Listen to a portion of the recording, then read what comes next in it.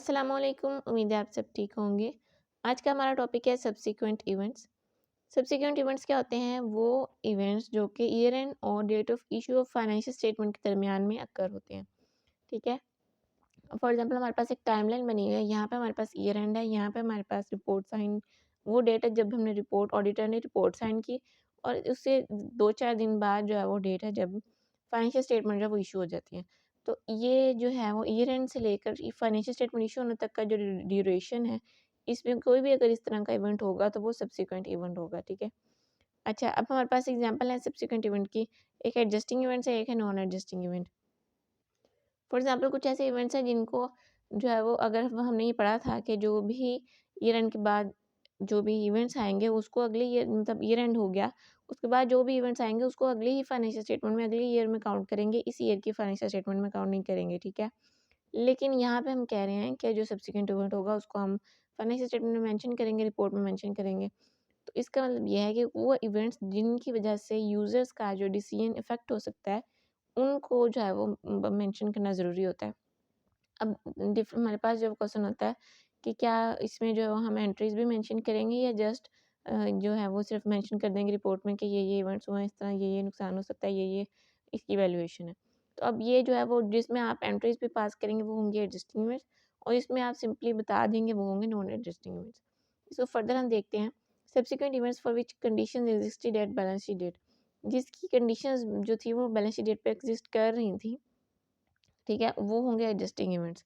ठीक है, मतलब कि फॉर एग्जांपल जो है वो settlement of legal case after year and के बाद जो है वो लीगल केस जो था वो सेटल हो गया। इस तरह की जो एग्जांपल्स हैं ये एडजस्टिंग इवेंट्स में आती हैं। लेकिन वो इवेंट्स जो कि for which conditions did not exist at balance sheet date, जिसकी जो थी बैलेंस शीट डेट पे कोई कंडीशन एग्जिस्ट कर ही नहीं रही थी, for example destruction of asset by fire या फ्लड, मतलब उसके बाद ईयर एंड के बाद जो है वो अचानक से मतलब किसी फायर या फिर फ्लड की वजह से जो है एसेट्स डिस्ट्रॉय हो गए, तो वो नॉन एडजस्टिंग इवेंट्स होंगे, उनमें जनरल एंट्रीज की जरूरत नहीं पड़ेगी। ठीक है, क्योंकि वो ईयर एंड पे एग्जिस्ट ही नहीं कर रहे थे सब्सिक्वेंट इवेंट्स। ठीक है। अच्छा, अब हमारे पास ये एग्जांपल्स हैं एडजस्टिंग इवेंट्स की, और ये हमारे पास है नॉन एडजस्टिंग इवेंट्स की। ठीक है, आपने इसको रीड आउट कर लेना है, मेन जो है वो मैंने आपको बता दिया, बाकी आप सब रीड कर लीजिएगा। अच्छा, यहाँ पे हमारे पास है इंपॉर्टेंट डेट्स इन सीक्वेंस।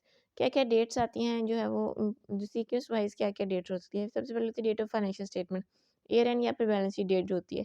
उसके बाद जो होता है डायरेक्टर्स अप्रूवल देते हैं फाइनेंशियल स्टेटमेंट की, उसके बाद जो है ऑडिट रिपोर्ट साइन होती है, उसके बाद जो है वो ऑथराइज होती हैं, जो authorisation for issue of financial statement या फिर date of issue of financial statement, दोनों एक ही बात होती है।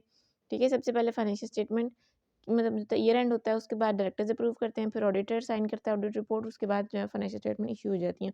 ये फाइनेंशियल स्टेटमेंट तब इशू होती हैं जब जो है वो यूजर्स को 21 दिन पहले एजीएम से जो नोटिस भेजा जाता है और साथ ही जो है वो फाइनेंशियल स्टेटमेंट भेजी जाती हैं, वो तब की ये बात हो रही है। ठीक है। अच्छा, नेक्स्ट मेरे पास है subsequent events till the date of auditor's report. Auditor report के मतलब उस डेट तक आने से पहले पहले जो भी सब्सिक्वेंट इवेंट होंगे उसमें ऑडिटर की रिस्पॉन्सिबिलिटी जो है उसमें एक्टिव रिव्यू करेगा ऑडिटर। ठीक है। ईयर एंड से लेकर ऑडिट रिपोर्ट साइन होने तक जो भी सब्सिक्वेंट इवेंट होंगे उसमें ऑडिटर जो है एक्टिवली रिस्पॉन्ड करेगा, एक्टिव रिव्यू होगा उसका, और वो प्रोसीजर्स परफॉर्म करेगा जो भी उसके सब्सिक्वेंट इवेंट हो रहे हैं उनके लिए। ठीक है। Auditor's procedures to identify subsequent events, मतलब सब्सिक्वेंट इवेंट्स को आइडेंटिफाई करने के लिए कौन से प्रोसीजर्स परफॉर्म करेगा। Obtain an understanding of system को देखेगा, मैनेजमेंट से इंक्वायरी करेगा कि आप क्या क्या सिस्टम आपका है, कैसे कैसे आप जो है वो इंक्वायरी करते हैं। इसी तरह मिनट्स रीड किए जाएंगे मीटिंग के, read interim financial statement of subsequent period, request management to provide written representations. ये सारे प्रोसीजर जो है वो ऑडिटर करेगा ताकि वो सब्सिक्वेंट इवेंट को आइडेंटिफाई कर सके।